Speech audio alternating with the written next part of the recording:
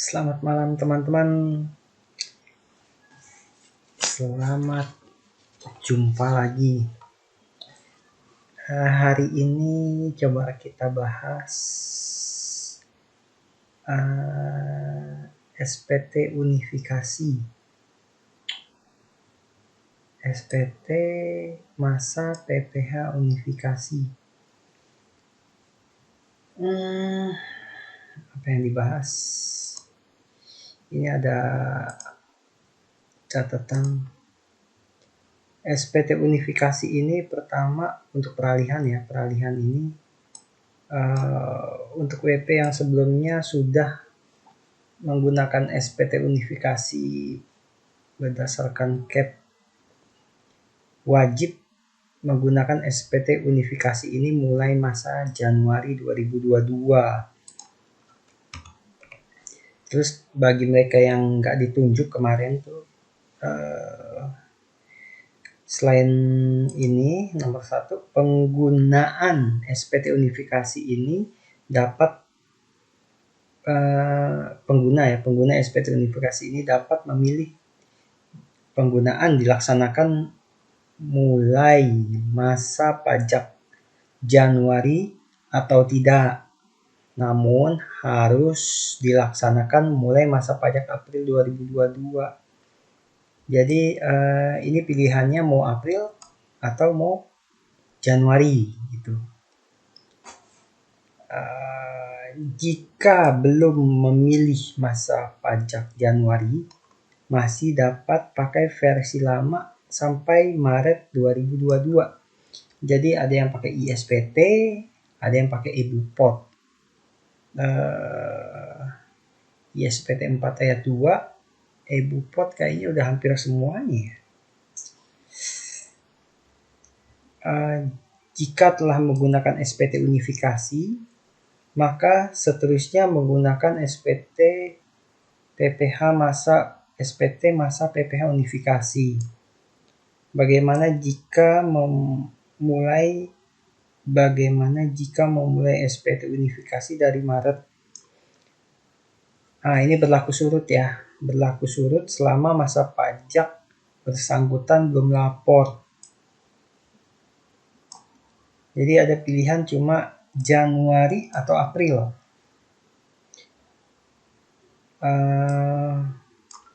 Ini kalau contoh Januari nggak ada laporan SPT. Misalnya cuma 21 lah ya, 21 kan pakai ISPT, belum ini nggak ngomongin SPT PPH unifikasi ini, nggak ngomongin 21 ya. Dia cuma ada 4 ya, 4 ayat 2, 15, 22, 23, dan 26. Ini nama aplikasinya EBUPOT unifikasi. Kalau SPT-nya, SPT masa PPH unifikasi. Nama aplikasinya EBUPOT unifikasi.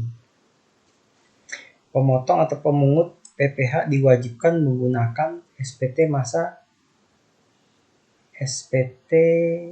PPH unifikasi. Satu SPT berisi beberapa jenis PPH dalam satu masa pajak. Ini dia. Jadi di sini kalau dia mulai masa Maret, contohnya Januari dia nggak ada pelaporan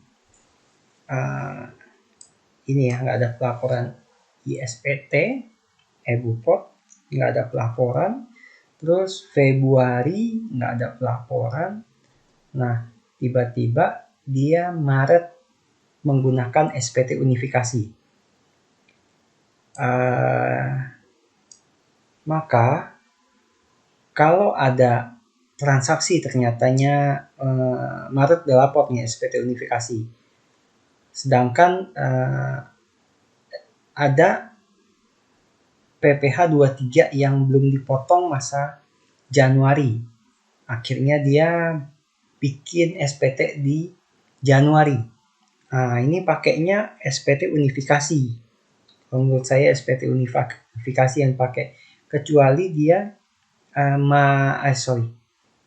contohnya gini, beda lagi kejadian kalau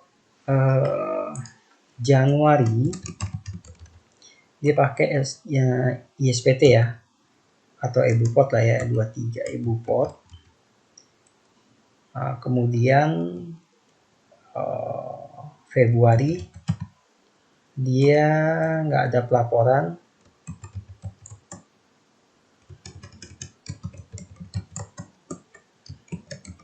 tidak ada ya. Kemudian Maret dia pakai unifikasi. Nah, kalau ini kan berlaku surut ya, jadi harusnya ini pakai unifikasi ini dari Januari, karena ini mulai masa pajak Januari. Nah, karena udah lapor EBUPOT, ini ada pengecualian. Dia kalau ada transaksi atau SPT pembetulan, maka dia pakai EBUPOT, nggak apa-apa di Januari ini. Jadi ini belum ada pelaporan. Suatu saat Februari ini ada pelaporan, dia mau bikin SPT, pakainya ini bukan EBUPOT, tapi berubah menjadi unifikasi. Gitu. Nah, kalau Januari tidak ada lapor,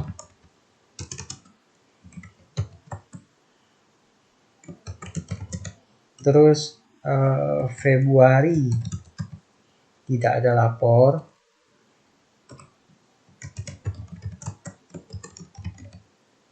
nah atau gini ya, Februari lapor unifikasi.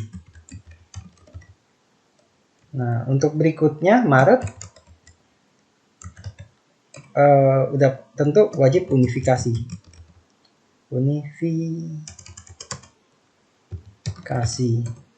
Karena di sini sekali pakai unifikasi, untuk seterusnya dia pakai unifikasi.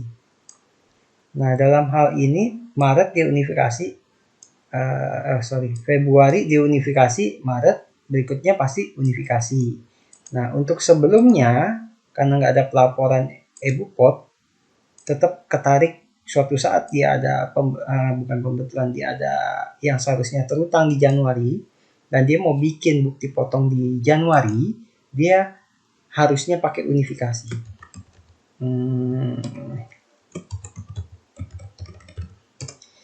Oke. Jadi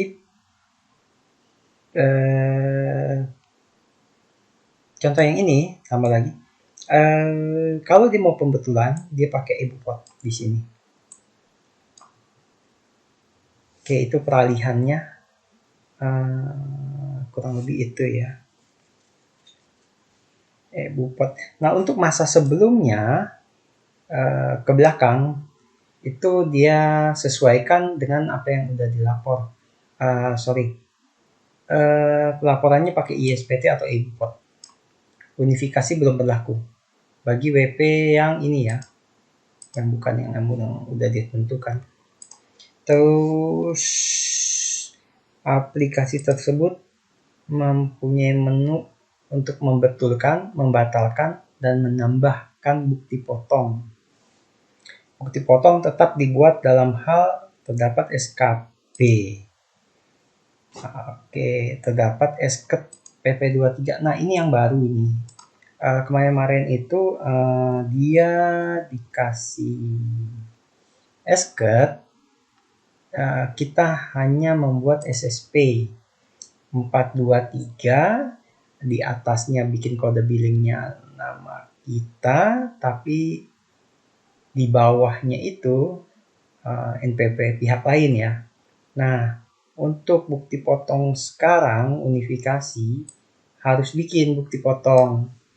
Oke. Nah, permasalahannya memang masih agak bingung untuk yang SSP-nya. Nanti kan ketika kalau pakai aturan PMK 99, yang pasti nama di SSP itu nama yang pihak yang dipotong. Nah, pihak pemotong itu namanya pihak penyetor ya, bikin kode billingnya. Nah, apakah ini masih dipakai gitu? Akibatnya kalau kita bikin bukti potong, masalahnya SSP-nya kok namanya nama si pihak yang dipotong. Ini masih nunggu ya, apakah nanti tetap SSP-nya berubah menjadi kita 423 dan bentuknya bukti potong yang kita kasih ke pihak yang dipotong. Terus kayak kemarin-kemarin juga bukti potong dibuat meskipun dia ternyata P3B itu ada SKD, DGT, contohnya jasa, kena pajaknya, pemajakannya bukan di Indonesia, tetap harus bikin bukti potong. Nah, nanti tinggal masukin tarifnya langsung berubah sendiri aja, jadi 0. Kan tarif bisa aja, contohnya yang umum royalti, penurunan tarif kalau pakai P3B, memenuhi syarat administratif ya, syarat DGT-nya, dia bisa penurunan tarif 10%, tinggal dirubah nanti di bukti potongnya, tarifnya bisa dirubah-rubah. Terus ini PPh ditanggung pemerintah, tetap harus dibuat bukti potongnya. Nah, bukti potong ini SPT dan daftar bukti potong tidak perlu lagi tanda tangan basah ya. Sejak udah e-Bukpot itu udah nggak ada tanda tangan basah lagi sih, nggak perlu. Udah ada QR code atau tanda tangan elektronik, pakainya ya sertifikat elektronik. Terus unifikasi ini, denda telat lapor SPT itu cuma kalau telat ya 100.000 aja. satu SPT unifikasi satu masa ya, tidak dihitung per jenis. Ini yang bisa dibilang orang-orang kadang-kadang bilang ini meringankan lah. Kalau kita sampai lupa kan nggak empat-empatnya kena denda gitu kan. Kalau memang semuanya ada transaksi pemotongan. Terus untuk bukti potong, kalau terjadi retur, kita bisa bikin bukti potong pembetulan, mengurangi nilainya. Akibat SPT pembetulan biasanya ada lebih bayar. e-Bukpot dulu SPT 23 tidak cuma ngasih solusi pengembalian. Nah, sekarang ini lebih enak ya, ada pilihan untuk pemindah bukuan. Jadi kalau ada lebih bayar, mungkin SPT-nya lebih bayar, langsung ajuin pemindah bukuan, harusnya nggak ada masalah. KPP bisa menerima permohonan. Nah, langkah-langkah pembuatan SPT masa PPh unifikasi mirip-mirip kayak ISPT atau e-faktur ya. Pertama dia bikin bukti potong, terus nanti posting, bikin SSP, input SSP kan, terus ya tinggal lapor kayak JSP. Jadi bukti potong bikin, bisa import atau manual, kita ketik langsung key in ya. Terus kita posting semuanya. Kalau udah rampung semua, bukti potongnya kita posting. Udah posting nanti pasti ketemu nilai kurang bayarnya. Kalau kurang bayar ya udah kita bikin kode billingnya di situ. Penyiapan SPT juga bisa dibuat atau kita bikin kode billingnya terpisah. Nggak masalah bikin kode billing di SSE ya. SSE 2 pajak ID. Terus kita bayar SSP-nya, terus kita input ke menu ini SSP-nya, NTPN biasanya dimasukin. Terus kita pilih penyiapan SPT, masih tentuin penanda tangan SPT itu pengurus kuasa, baru kita lakukan pengiriman SPT. Nah, ini langkah-langkahnya yang berulang. Setiap bulan kalau ada transaksi ya berulang bikin seperti ini. Nah, kemudian untuk nomor bukti potong diberikan secara otomatis by sistem berurut, meskipun jenis PPh berbeda. Nah, ini karena digabung ya.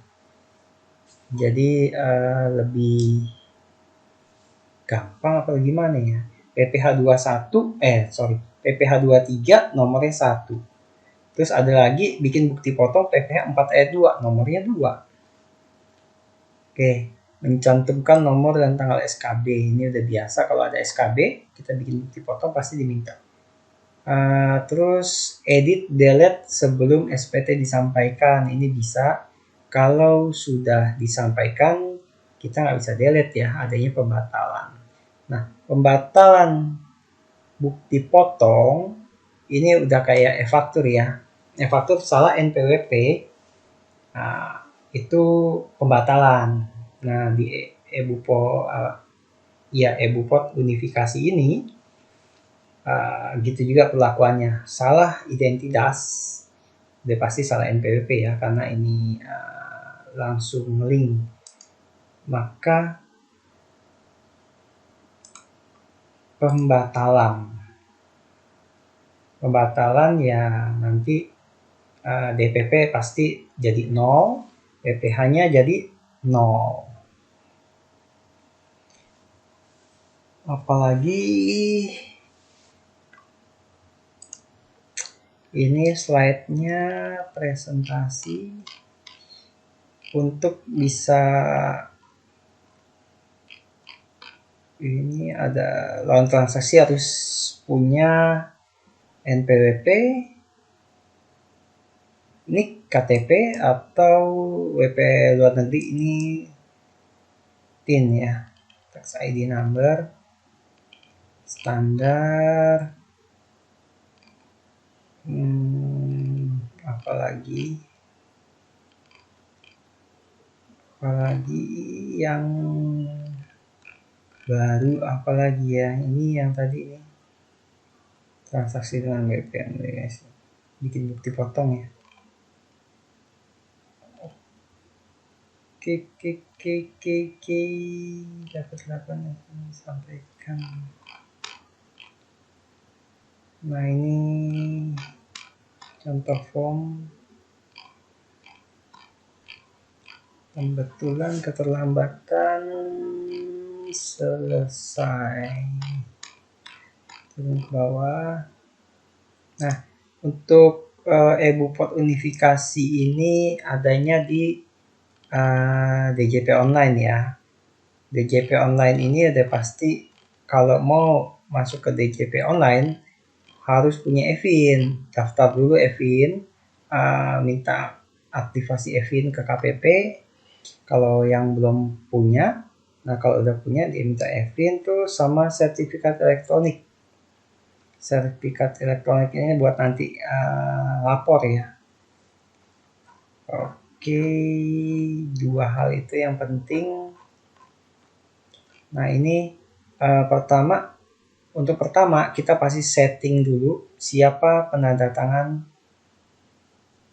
SPT-nya, pengurus kuasa.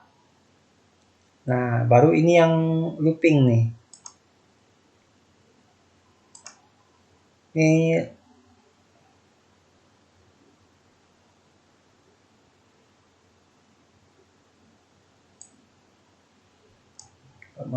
Ini pembuatan bukti potong. Ya, ini ya berulang. Aduh. Dia pindah. Ini yang berulang. Setiap bulan. Ini sekali aja waktu setting aplikasi. Oke. Login aplikasi.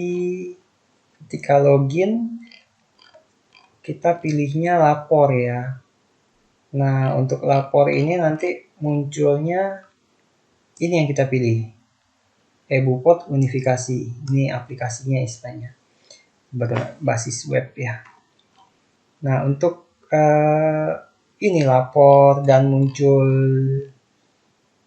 menu ini kita kalau nggak muncul bisa setting di sini ya, profil.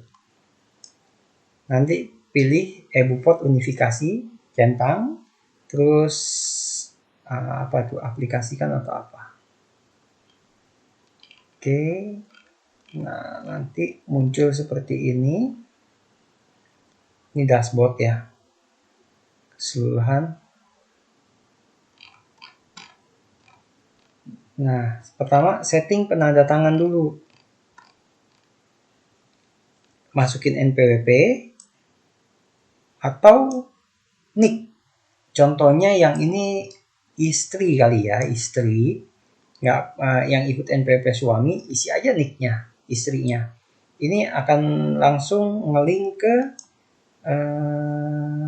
Dukcapil ya kalau salah yang namanya. Nah, nanti muncul langsung namanya. Dan klik aktifin, simpan ya mana sih. Nah, bisa kita buat beberapa orang, nanti yang aktif tapi cuma satu ya kalau salah.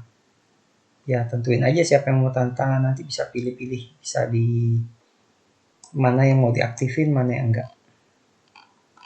Sebagai pengurus penanda tangan. Penanda tangan apa? Bukti potong. Pembuatan bukti potong. Biasa bikinnya bisa manual atau impor. Yang manual yang bisa dibikin ya cuma ini. Manual atau impor. Nah, untuk ini kayaknya PPH yang setor sendiri, agak lupa ya. Belum coba sih. Ini bisa pakai impor juga apa enggak ini? Kemudian posting itu ya memasukkan sesuai dengan kelompok-kelompok akun-akunnya ya. Nanti dijumlah sekaligus. Oke, apa lagi? Ini yang store sendiri, input SSP manual ya.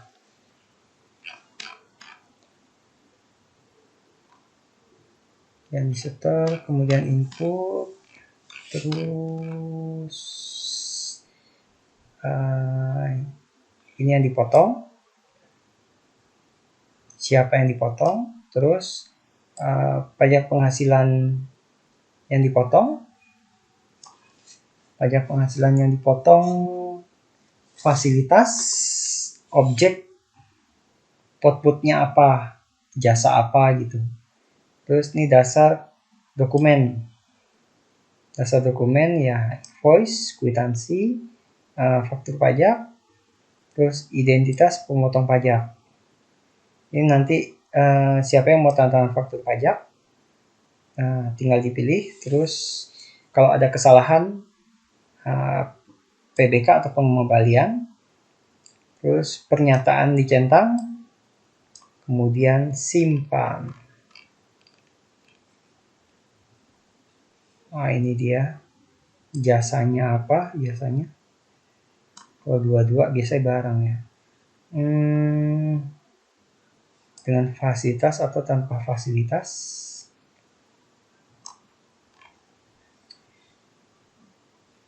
Jumlah, tarif, selanjutnya dokumen, selanjutnya centang ini kalau saya cuma ngerti PBK ya, lebih gampang mungkin ya. Nah kemudian ini pernyataan, simpan. Ini pengurus ya, siapa yang mau tantangan bukti potong. Oke, sama lah ini daftarnya. Oke, tadi dipotong. Ini yang NR ya, non resident.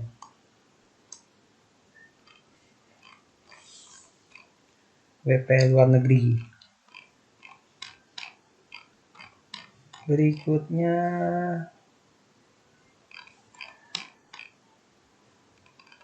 daftar bukti potong, contoh bukti potong. Contohnya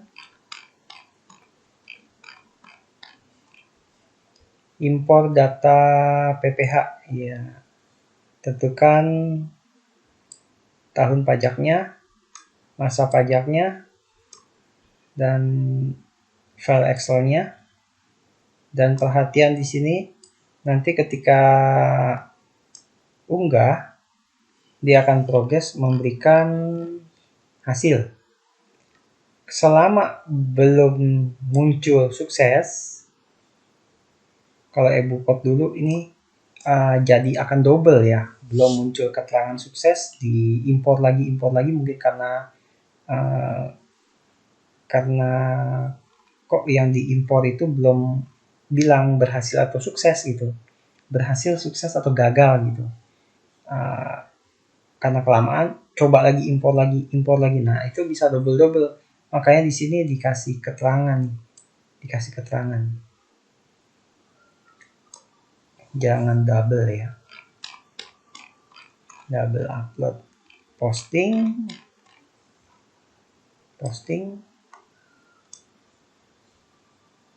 pilih dulu ya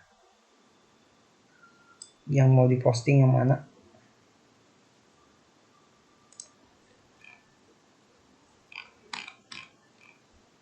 Sampai oke, sukses. Penyiapan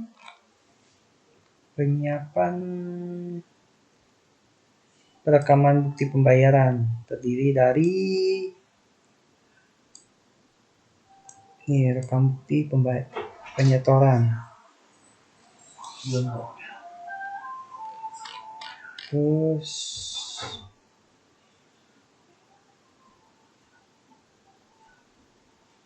nanti muncul jumlah tagihan per masa,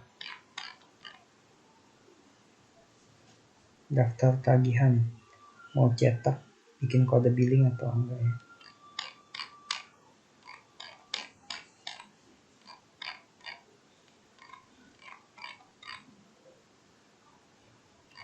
Bukti setor, rekam, penyiapan SPT. Ini aksinya penyiapan SPT.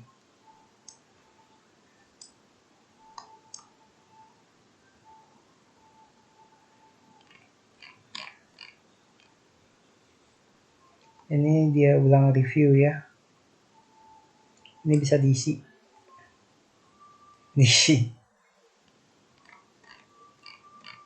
Untuk yang pasal 15 ya.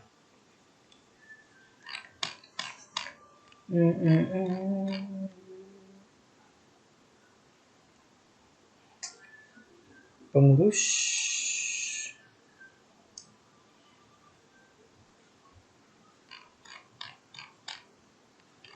pengiriman SPT, penyiapan SPT, ini baru kirim ya. Ada pesawat kertas, review lagi, baru mentok dikirim.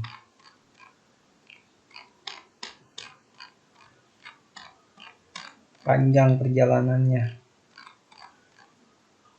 Masukin paspresnya apa, terus sertifikatnya mana, kirim. Kalau udah oke, masuklah ke daftar yang telah dikirim. Wow, panjang cerita, bisa dicetak.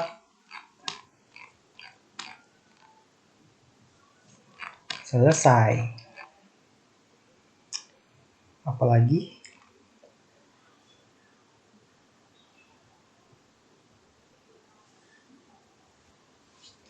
Ya, itu aja teman-teman. SPT PPh, SPT masa PPh unifikasi. Oke, apalagi?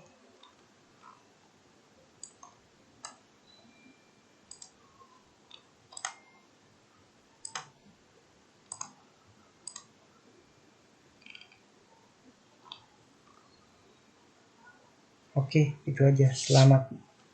Sampai jumpa lagi. Bye bye.